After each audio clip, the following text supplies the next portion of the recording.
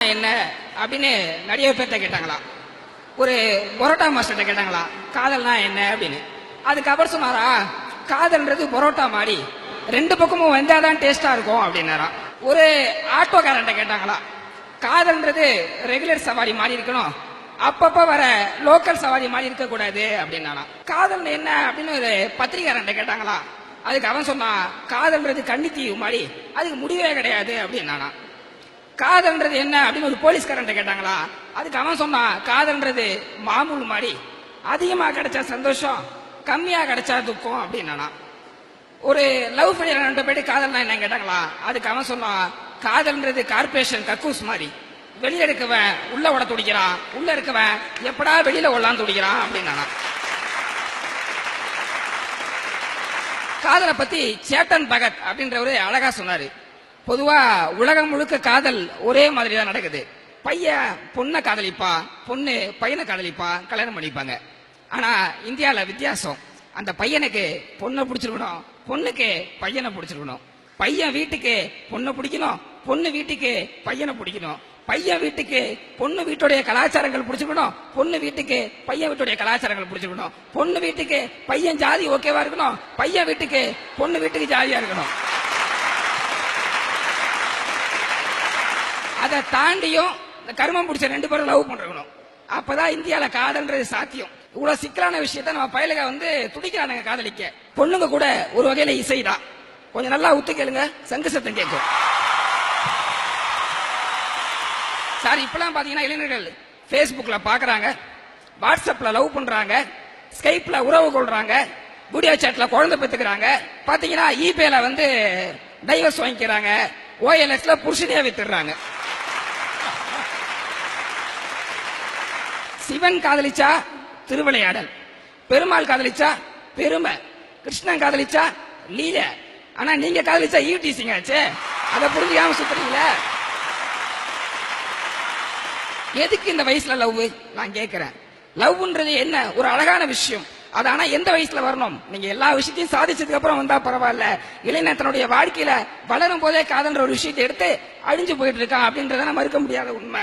Love வீட்டுக்கு தெரிஞ்சா நாயே யார காதலிக்க அப்படின்னு கேக்குறாங்க. அந்த பொண்ணு வீட்டுல எந்த நாயை காதலிக்கிற அப்படின்னு கேக்குறாங்க. எதுக்கு நமக்கு இந்த நாய் பொழுது? இவன் தினம் அவளுக்கு ஒரு பூ கொடுத்தா, அவ பதிலுக்கு ஒரே ஒரு பூ கொடுத்தா, அதுக்கு பேர் தான் ஆப்பு. பொதுவா பசங்க பாத்தீங்கன்னா இந்த காதல்ல ரஜினிகாந்த் மாதிரி, இவங்களுக்கு காதல் எப்ப வரும் எப்படி வரும்னே தெரியாது. பொண்ணுங்க சத்யராஜ் மாதிரி, கேரக்டரே புரிஞ்சுக்க முடியாது. ஒரு ரெண்டு பொண்ணு நடந்து போயிட்டு இருந்துச்சான். ஒரு ரெண்டு பசங்க ஃபாலோ பண்ணிட்டே போயிட்டு இருந்தானுங்களா.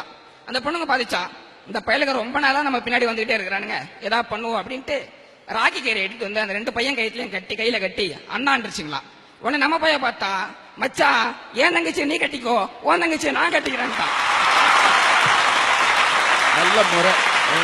இந்த இளைஞர்கள்லாம் எவ்வளவு விஷயத்தை பின்பற்றலாம், ஆனா அவனுங்க ஃபாலோ பண்றது காதல்ன்ற ஒரு விஷயத்த மட்டும்தான். இன்றைய இளைஞர்களுக்கு நான் கேட்கிற விஷயம் என்னன்னா, கையில பச்சை குத்துறியே, பச்சை குத்துறது பெருசு கிடையாது.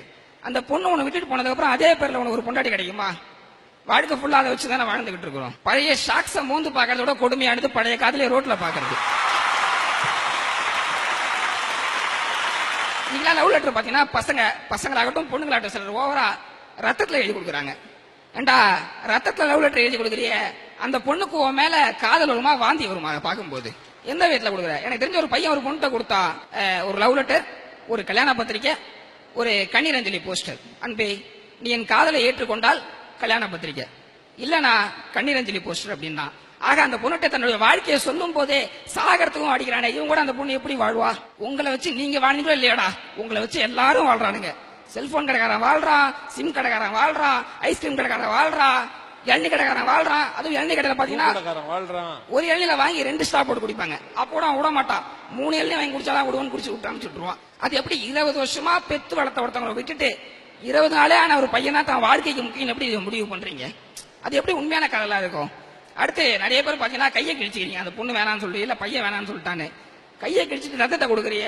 உனக்கு அவ்வளவு அக்கறை இருந்தா அந்த ரத்தத்தை பிளட் பேங்க்ல போய் கொடு. எந்த பெண்ணோட அழகை இவனுக்கு பிடிச்ச அந்த பொண்ணுக்கு காதல சொல்றான். ஆனா அந்த பொண்ணு இவனை வேணான்னு சொன்ன உடனே அதே பொண்ணு மேல ஆசிட் ஊத்துறியே, மூதேவி நீலாம் உருப்படுவியா? One boy is in a village. ஒரு கிராமத்துல ஒரு பையன் இருந்தான். He have a close friend. அவனுக்கு ஒரு நெருங்கிய நண்பன் இருந்தான். The village boy love one girl. அந்த கிராமத்து பையன் ஒரு பொண்ணை காதலிச்சான்.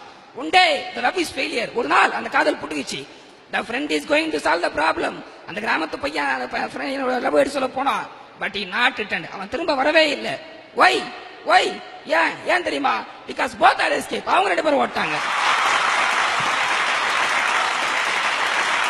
இன்னைக்கு லவ்லாம் இவ்வளோ கேவலமா போயிட்டு இருக்கு. தயவு செய்து உங்களுடைய பாதையை வேற விஷயத்துல போடுங்க. அப்துல் கலாம் உங்களை 2020 இந்தியா வல்லரசுன்னு கனவு காண சொன்னா நீங்க காண்ற கனவோ கலர் மேலவா இருக்கிறது. இளைஞர்களே, காதலியுங்கள். காதலில் வரும் சந்தியாவை அல்ல, சிக்கலில் தவிக்கும் நாம் இந்தியாவை என்ற நேரத்தை தெரிவிச்சுக்கிறேன்.